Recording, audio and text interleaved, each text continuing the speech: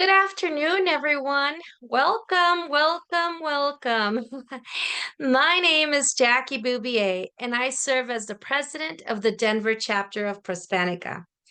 I'm also part of the committee leading the Entre Amigas monthly webinars. I'm truly honored to be your moderator today for this magnificent special event in recognition of Latina Equal Pay Day. As most of you know, and those that don't know, I'm going to go over it a little bit. As Latina Equal Pay Day marks an important moment, a day that brings attention to the wage gap Latina women continue to face in the workforce. On average, Latinas earn just 52 cents for every dollar earned by white non-Hispanic men. This disparity represents more than a statistic. It reflects systemic inequities that impact families, communities, and future generations. While today is a day of awareness, it is also a call to action. It's an opportunity to have honest conversations about pay equity, access to opportunity, and the structural barriers that Latinas continue to navigate in their careers. We're honored to be joined by a powerful group of panelists whose professional journeys have been just shaped not only by talent and perseverance, but also by the realities of inequity and the drive to create change. Their voices and lived experiences are essential to this dialogue. Before we begin, I'd like to extend a heartfelt thank you to Goya for sponsoring today's session. Your continued support helps bring these vital conversations to life, conversations that arise awareness, amplify underrepresented voices, and move us closer to equity.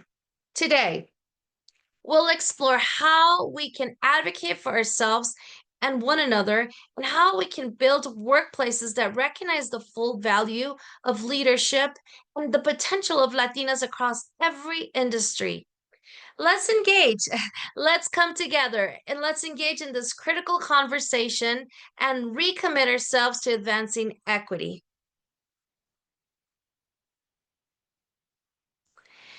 Well, I'd love to take this moment now, and it would be an honor for me that, we have been just all over social media seeing all of these social media posts and opportunities to learn about today.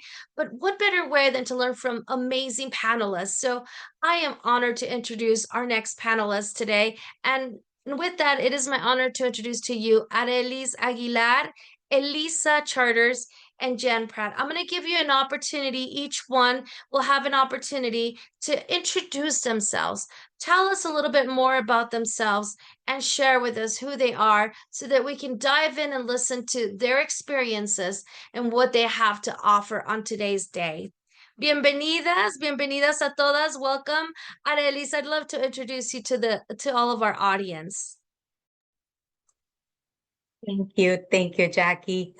So my name is Arelis Aguilar Juarez, a proud Latina business professional with an entrepreneurial spirit and someone who's just deeply passionate about empowering women to rise, lead, and own their space with confidence. So it's an honor for me to be here, Entre Amigas, celebrating our strength and talking about something that truly matters, the pay equity and the value we bring to every table we sit at. That's phenomenal. Thank you. It's an honor to have you. Thank you, Arelis, for being here with us. I'd love to introduce Elisa Charters. Please give us your introduction and tell us a little bit about yourself.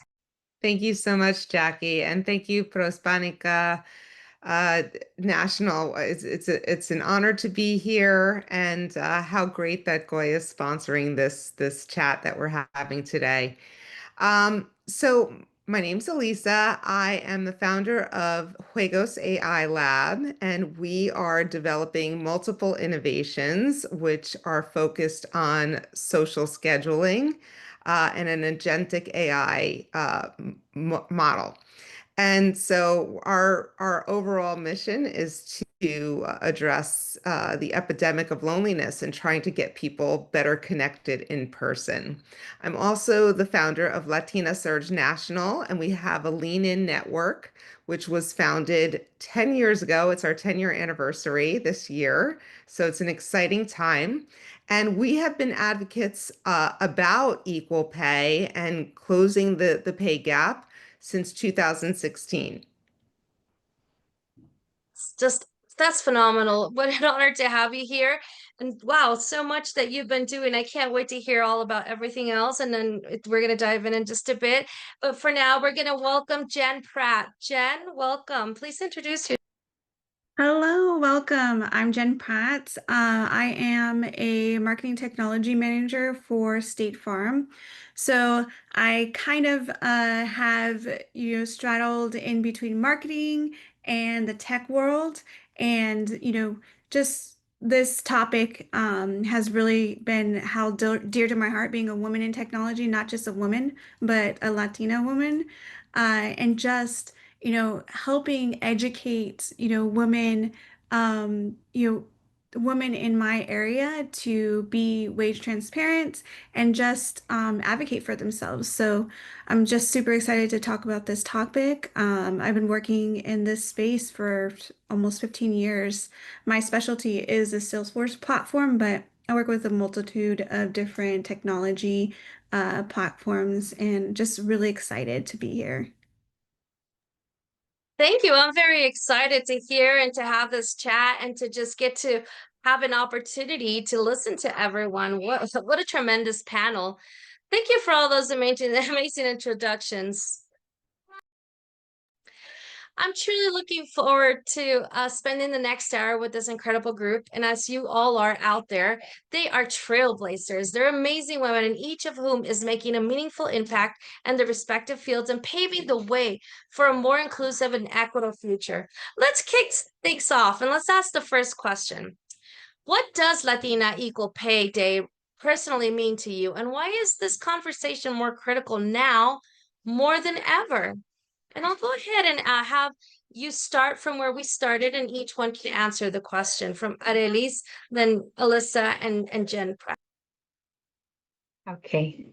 So of course, Jackie, Latina Equal Pay Day for me, it represents opportunity, pride, and purpose, I know the numbers remind us that there's still work to do, but I always choose to see the glass as half full. That's just who I am. So Latinas have come a long way in leadership, entrepreneurship, and just breaking barriers across all industries. I'm proud to be one of them. I was the first Latina female sales executive in one of ADP's business units. But being a Latina is much more than the title, right? It's about leading with passion, compassion, because us Latinas, we don't just show up. We pour our hearts into everything we do. And that's why this conversation matters so much, because it's about closing that gap. It's not just about closing the gap. It's about fueling the momentum and empowering others and creating a space for the next generation of Latinas to rise even higher with the same fire and the same pride that define who we are. And just as Adeli said, I'm very passionate about Latina equal pay and closing this pay gap. It is quite frustrating that the needle is not moving much at all. There's, a lot of systemic change that still needs to be addressed. And for me, I take this personally because, it's something that's affecting each and every one of us.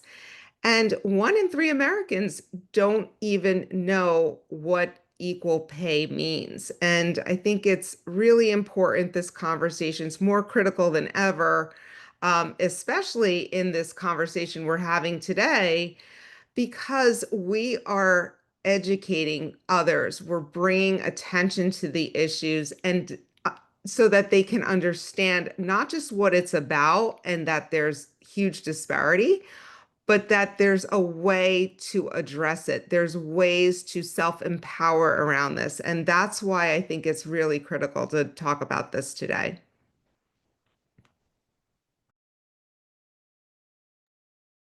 Thank you, Jen. Yeah, so no, really, really good, Elisa. I mean, I think the education part is really, really going to be important for us because with equal pay, we think, okay, so it's 50 some odd cents to a dollar that a Latina woman makes compared to a white male.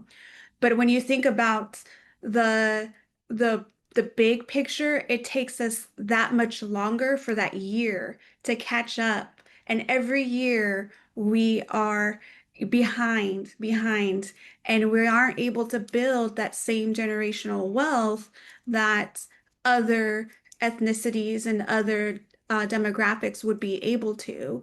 So, with the Latina Equal Pay Day, again, it's just going to be around that education on what that really means and what in the long run is that going to do to our community and to our children and our each generation therefore after. Because if you think about it, in 100 years from now, we're going to even be way more behind. So again, I think that it's so important right now, so that way we don't even get more behind. If we can close the gap now and close it, then you will set our children, our grandchildren, and up for success.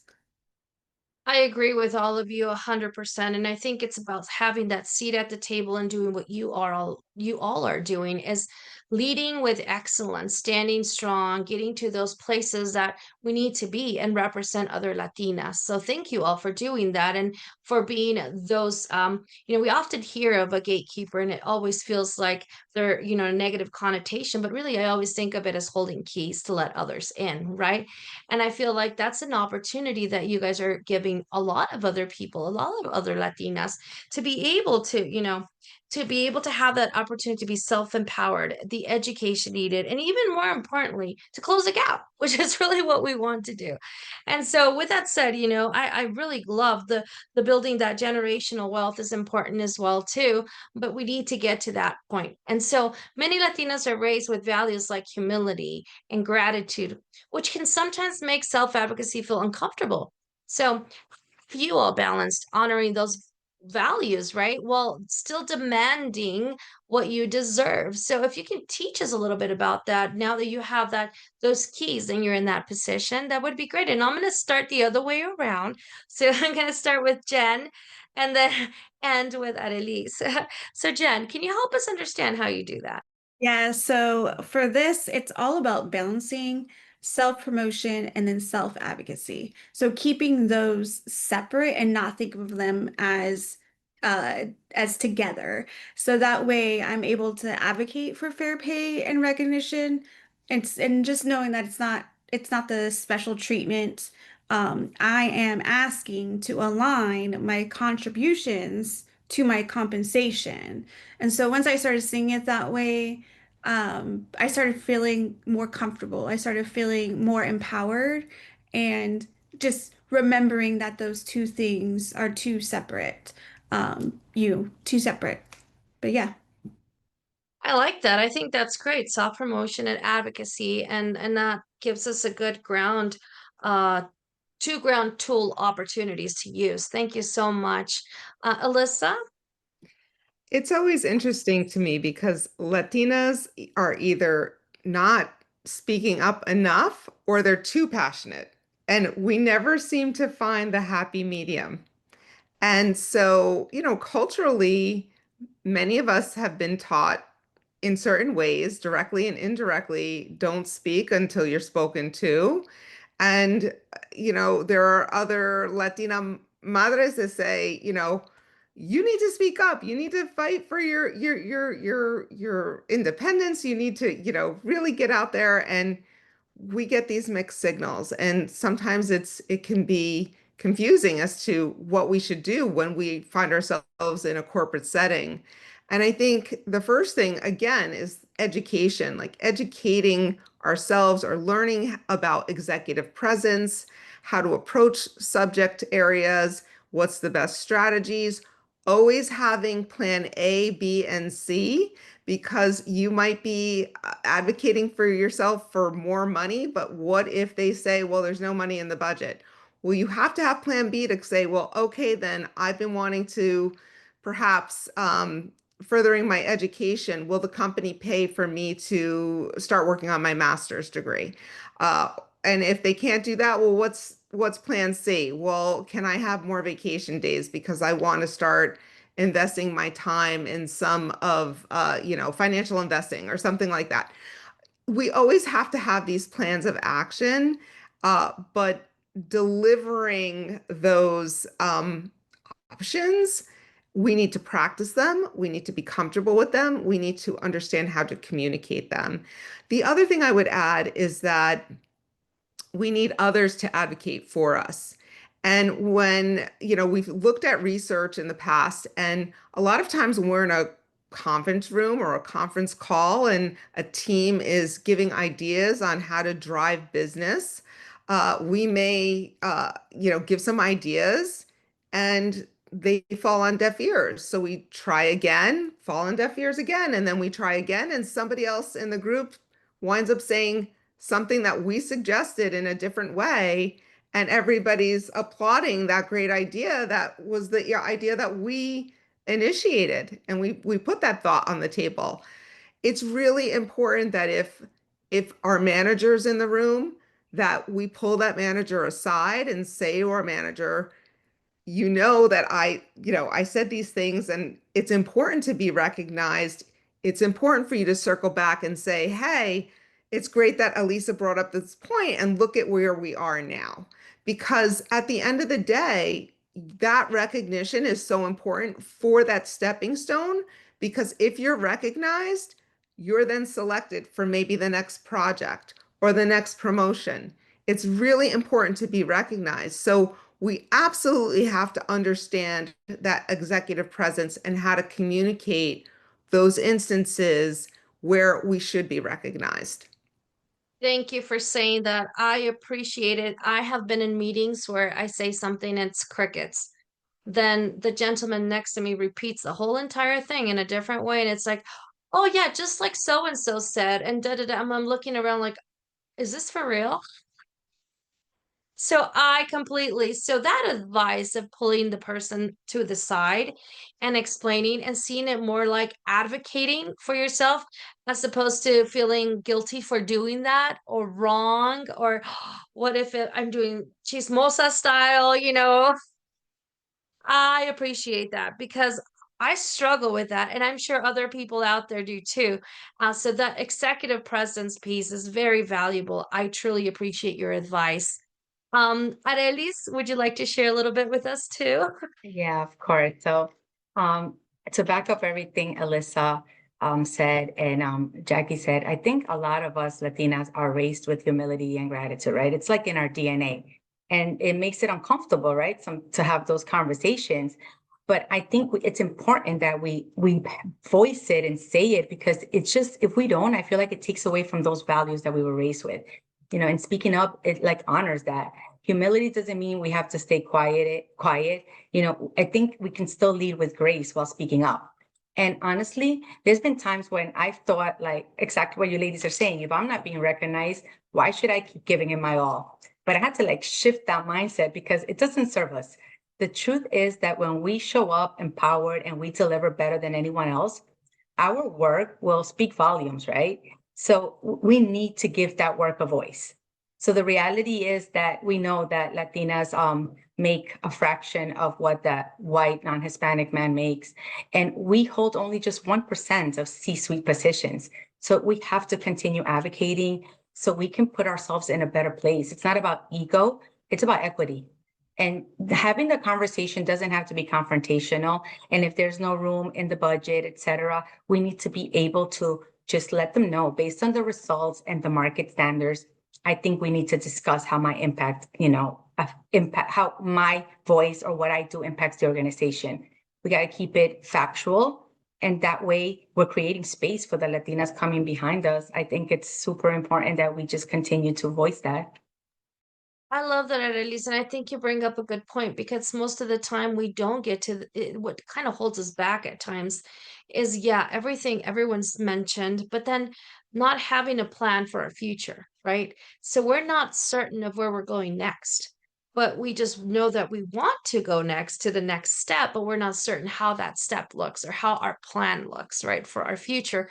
Might it be an entrepreneurship career, or might it be like in corporate America? So it feels like, I think if we know that plan, we're able to pursue it and know exactly who to talk to and how to get there. So I appreciate that. I'd like to ask a question now.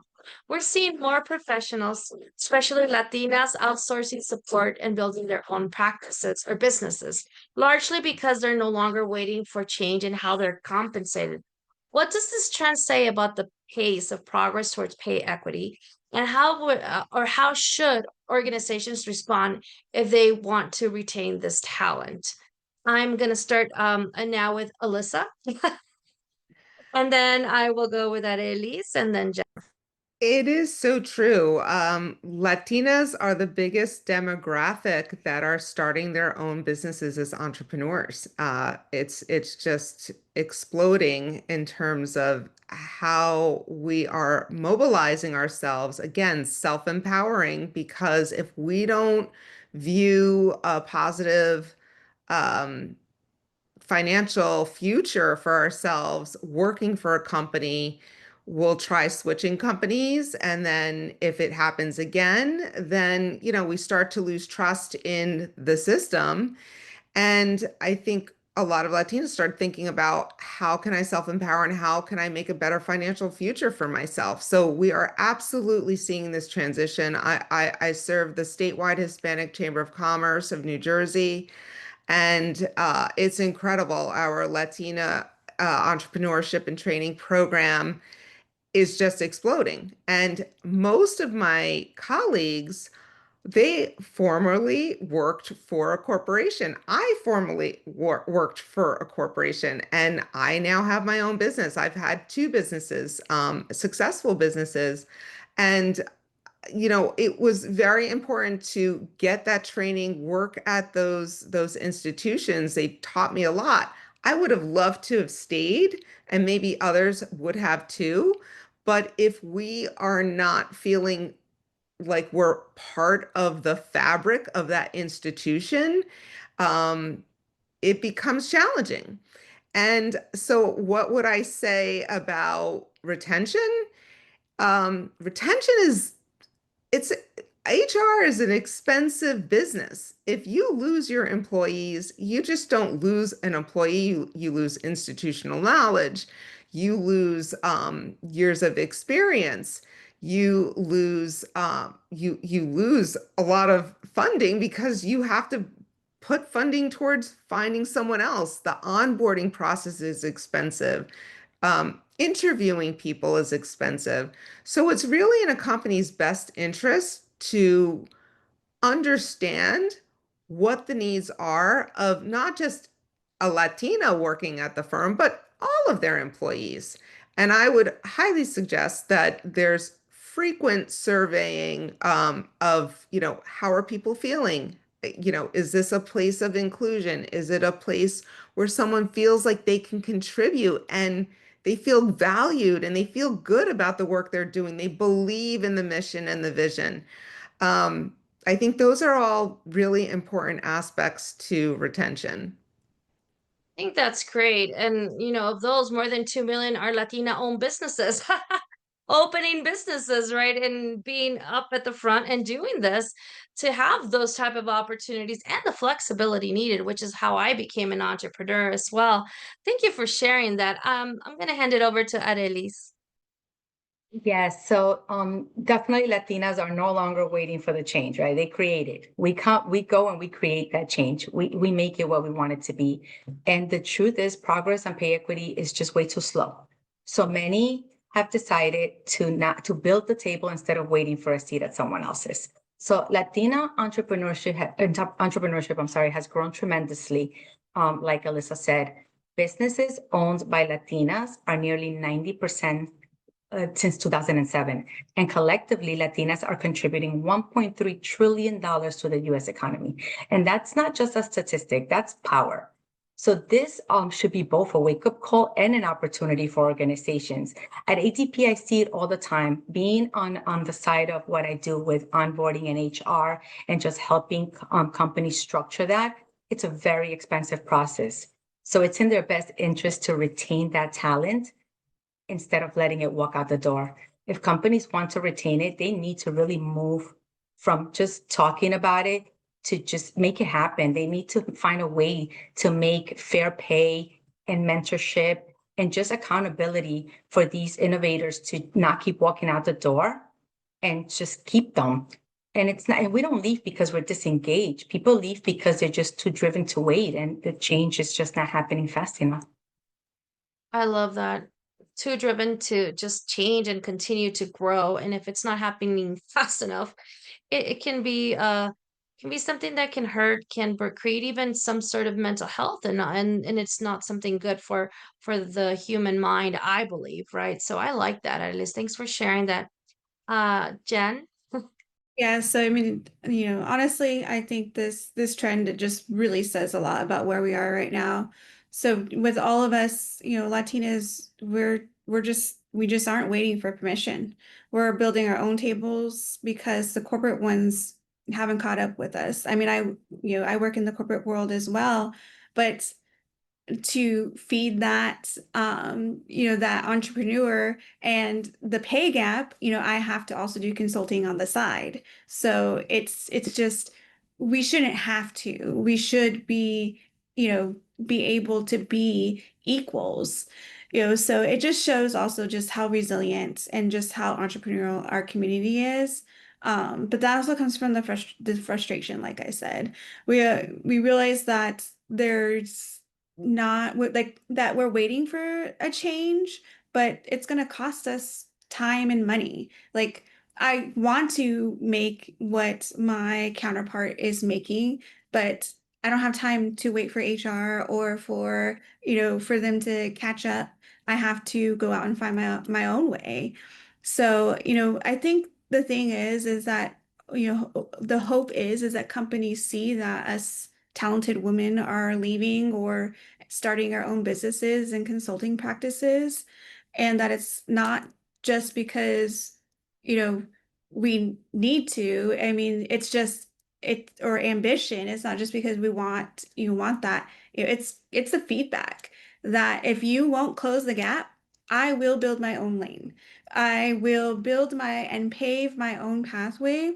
So I think the more that we are doing this, the louder we're gonna be. The more that they're gonna see like all these talented people leaving, women leaving, and they're gonna have to do something about it and basically put their money where their mouth is, and not just say, oh, we're equal, but they're gonna have, just for optics, they're gonna have to. I think that's great, and I appreciate that because it all resonates and it all makes sense. And moving on to the next question, it's interesting that there's just always this stereotype, if you will, on Latinas. So, with that in mind, are Latinas penalized in the workplace for being perceived as too assertive or not assertive enough? How does stereotypes influence pay decisions? I'll let you guys just jump in as you feel you want to answer this question.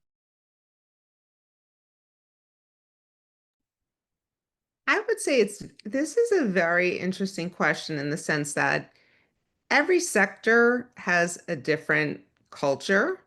A law firm is different than a tech firm, that's different than a medical supply company. It's different than a manufacturing plant. So, too assertive can mean many different things based on the culture of that company or that sector.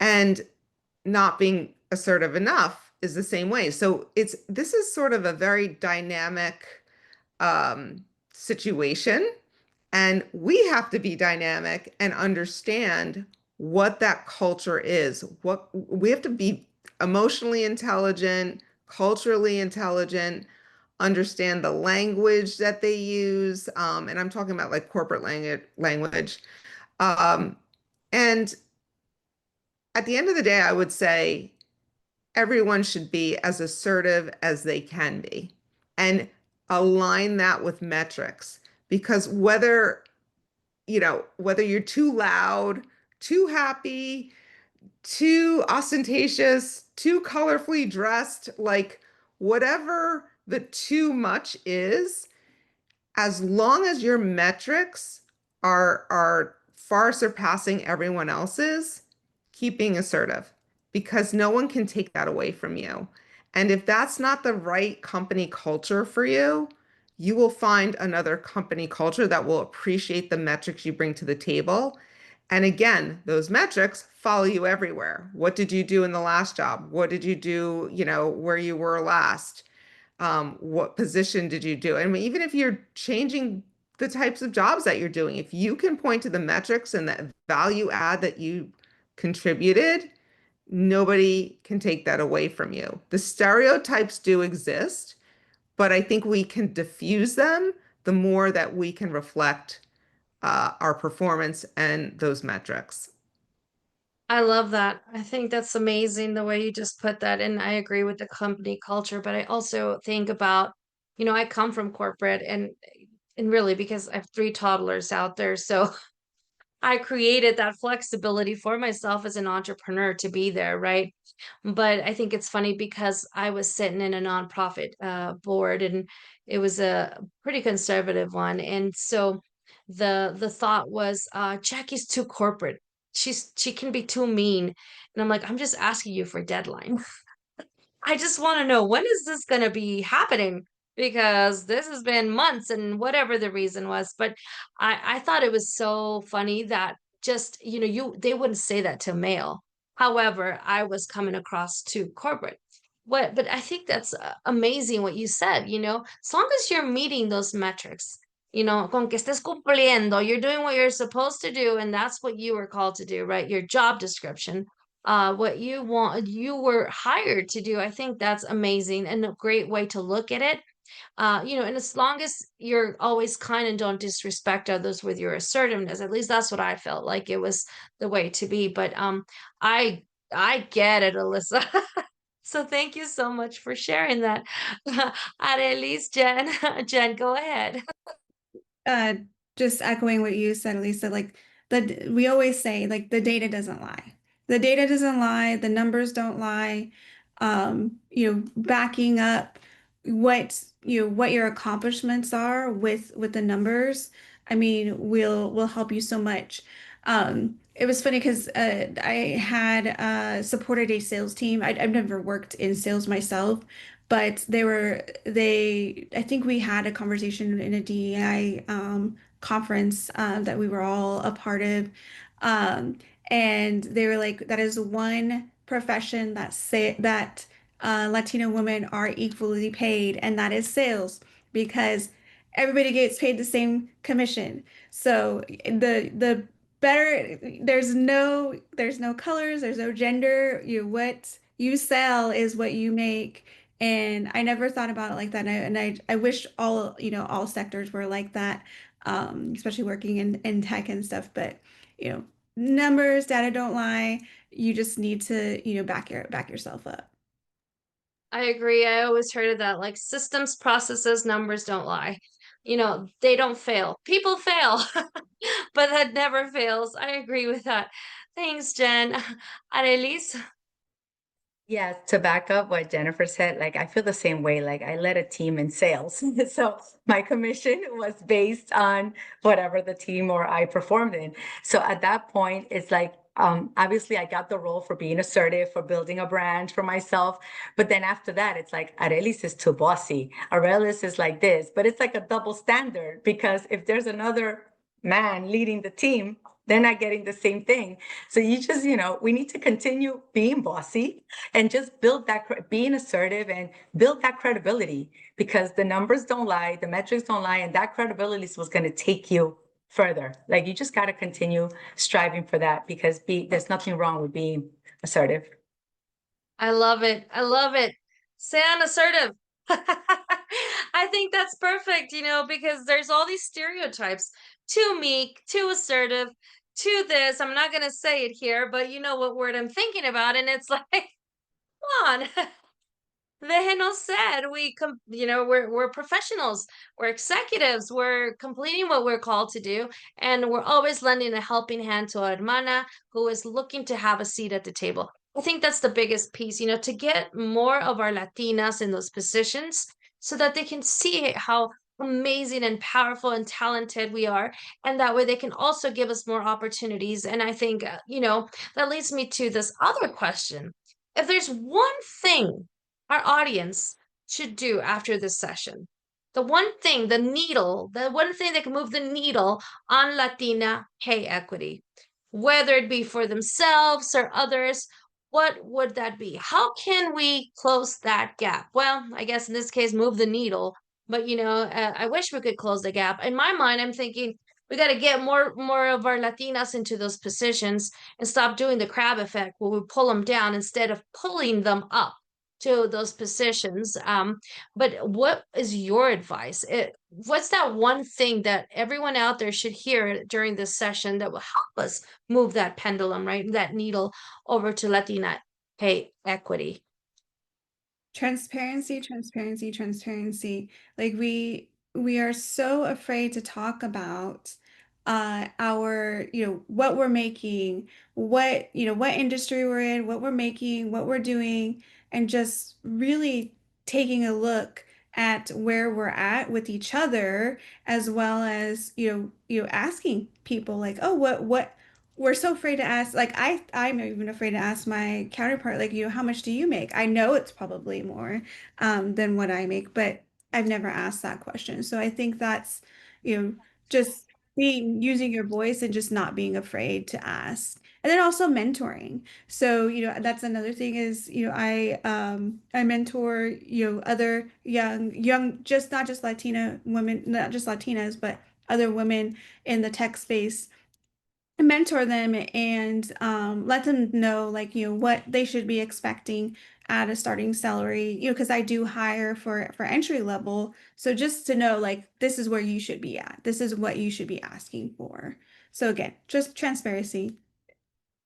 I love that. And I love the mentoring opportunities that you're providing to others. I think that's very beneficial because you're able to provide that feedback, right, to help others. Thank you for that. Alyssa? Sure. I would say back to education, and it should start with our young Latinas, the ones that are turning, 16. They are allowed to work at that age legally. And that's when we should be talking with them about practicing their negotiation skills early on, so that when they go to work wherever they do, whether it's, a local retailer or as a tennis instructor or whatever they're doing with their part-time work while they're in school, they should negotiate their pay. Even the voice box is free. They should be using their voice box and pushing the envelope. There's nothing wrong with asking, oh, we start at $17 an hour. I was thinking 20. What's your latitude to pay me $20 an hour? That's really what I'm looking for, a job that can meet that standard. That's what I need to be doing with my time. That's what I'm valued at that level. Our youth should be encouraged to use their voice boxes to that end, because that will continue. And they also need to understand that that's what happens in life. You start negotiating, you start at a certain point, and typically from that point forward is where you build not just your pay, but your wealth. Furthermore, a lot of young professionals, young Latinas coming out of college, they kind of take it for granted that there is a standard because of all of this advocacy around equal pay. They are making equal pay to their peers coming out of college, but a couple years down the road, the disparity starts. And they need to be aware that it's not going to be equal pay. It might be out of college, but they need to, again, be educated on the data and what the data shows as women progress in their corporate positions and as they get promoted, what happens. And that's really important for negotiating and making sure that they're on par, there's parity year to year in their jobs. I love that you said that, but because believe it or not, I have a 23-year-old, a 7-year-old, a 5-year-old, and a 3-year-old. And my 23-year-old just moved to New York and she's like, Mom, I'm not gonna get less than this much. I deserve this, and this is how much I'm gonna get.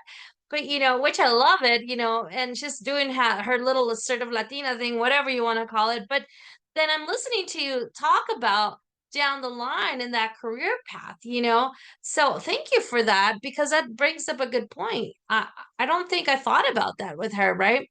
I don't think she's thought about that when she gets to the point where she wants to get promoted or she has the opportunity for a promotion.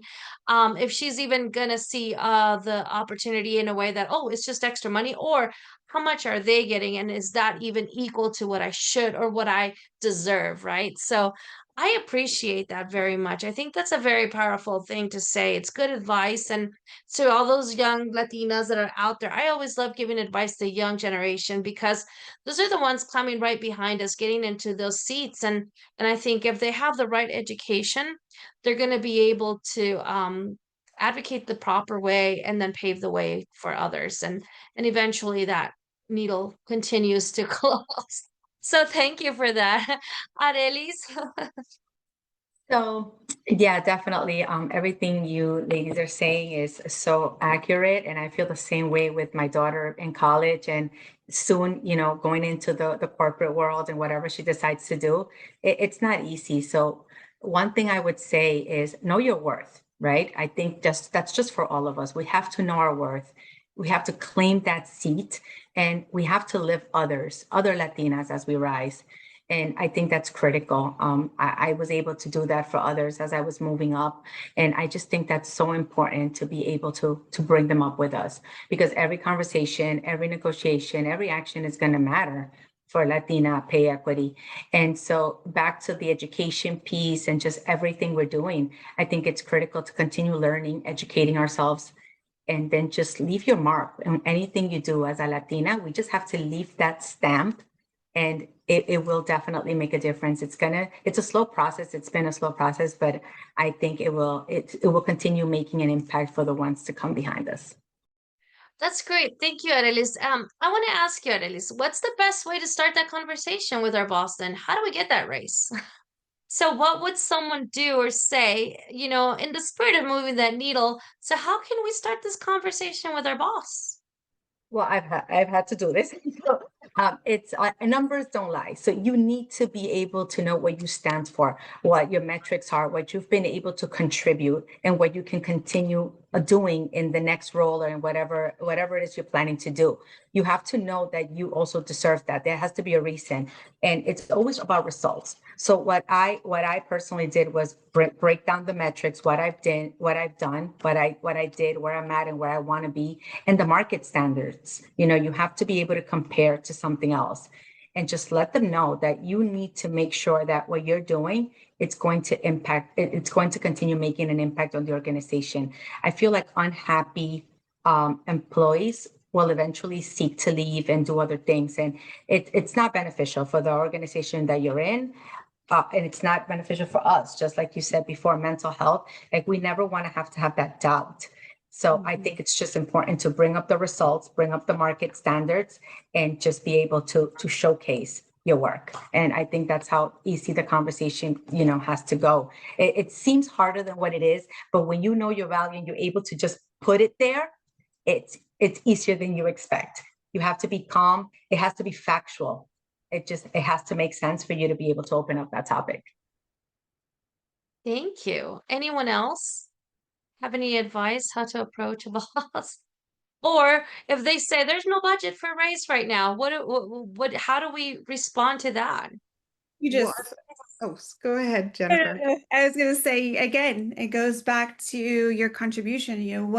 What did you contribute and how did that, contribute to the overall, growth of the company? And you got to back up into that number. And it's like, okay, if was able to, my contribution was able to, grow sales by X amount of percent, then, there should be enough in the budget or make a plan. Sometimes it is what it is, especially with the company, is ask for other things. Well, if we then can I get another week pay of paid time off, or some educational expenses. There's other things that you can ask for other than wages. Thank you. Thank you for that. Alyssa, did you have something to contribute as It's well? it's very similar, and always, it's doing your homework. It's maybe talking to some other people. Jennifer had mentioned transparency before, just being in the know. Arelas, she said, making sure that you have education around, know your value. And so talk about that, but also have plans like plan A, plan B, plan C. Think about what's important to you. And so almost always for any kind of negotiations, you never get exactly what you are looking for because there's all kinds of dynamics. There's the things that you know, and there's the things that you don't know that come to the table when you have these discussions and negotiations. So you have to always position yourself in a malleable way and say, okay, I get it. This is what I came in for and to ask for. I'm not going to get emotional about it. I'm going to pivot and I'm going to ask for something else. And I have the information behind what it is I'm asking for. So there's more of a probability that I'll get that. And even in that circumstance, you might not get exactly what you want. But if you have plan C, you can ask for an additional thing. So always have a game plan before you go in. Never go in just based on emotion, like, I feel like I'm not getting paid. I'm frustrated. I just worked so hard on this project. I'm going in and I'm going to ask for pay. Don't do it that way. Take a deep breath, think about how you can plan around this, and then go in and go with your plan of action. I love that because I'll give you a little bit of an example. I remember I was like, I was in a software company and, I was doing so much and I thought I deserve to get paid more. I deserve this. And I thought about it all the time. And so going back to what you were just saying, Alyssa, and I thought, you know what? I'm gonna send it on Slack. I need to meet with you because I think that I need to get that pay raise now and I can't be doing more. That was what I said. I'm like, wait a minute. What do you mean I can't be doing more? I should have stated the facts. What I've done to earn what I want and desire. Everything that has been percolating in my brain, right? I didn't do that. I said I could be doing more. I'm like, what the heck's wrong with me?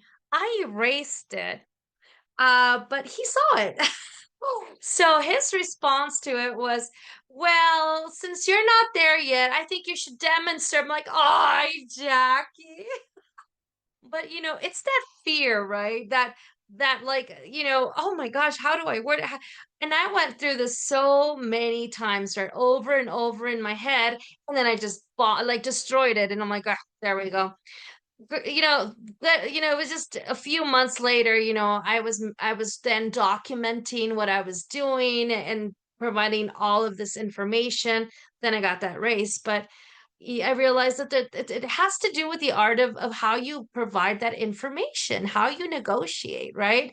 It And also, it also, I just want to say, like, it Yep. also really depends on who is your audience. Who are you talking with?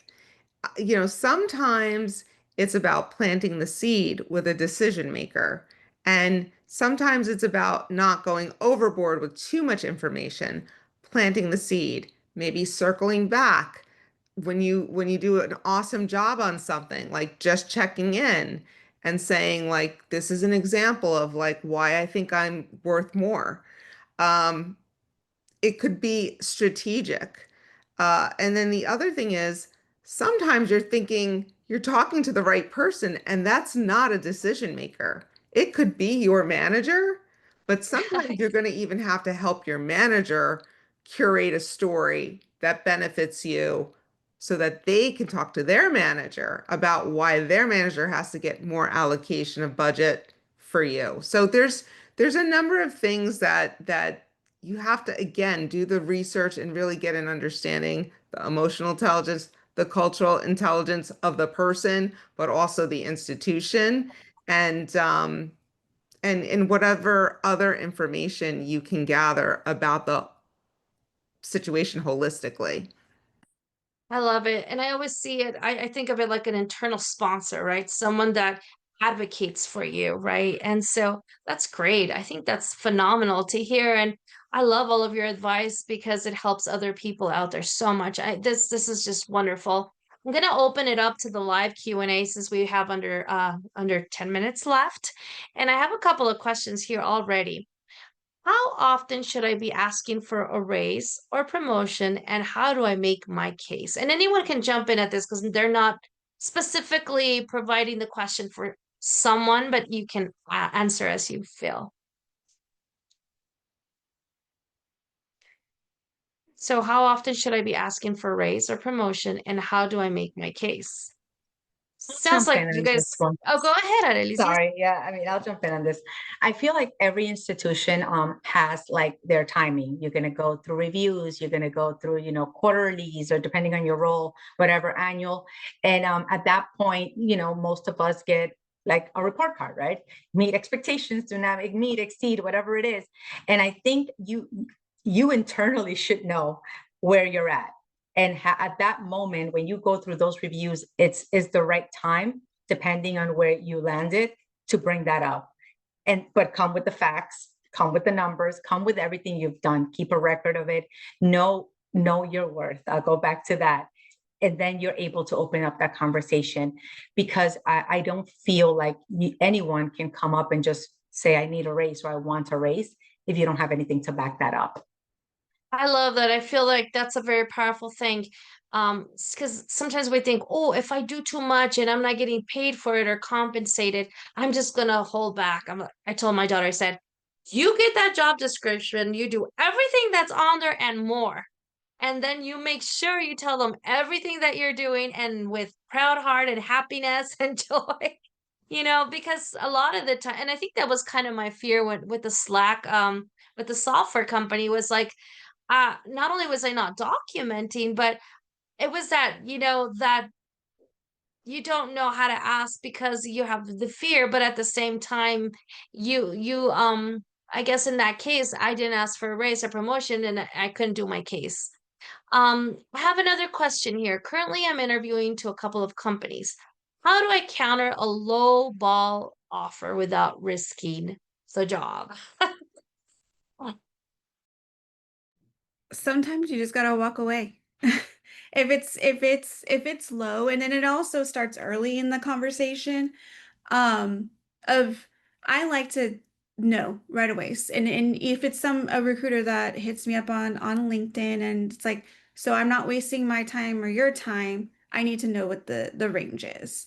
And then they give me the range, and I ask for it first before they ask me because they gotta disclose. And then it's getting that up front. And then if it's too low, I mean, you just gotta be like, I'm sorry, that doesn't align with what I'm looking for.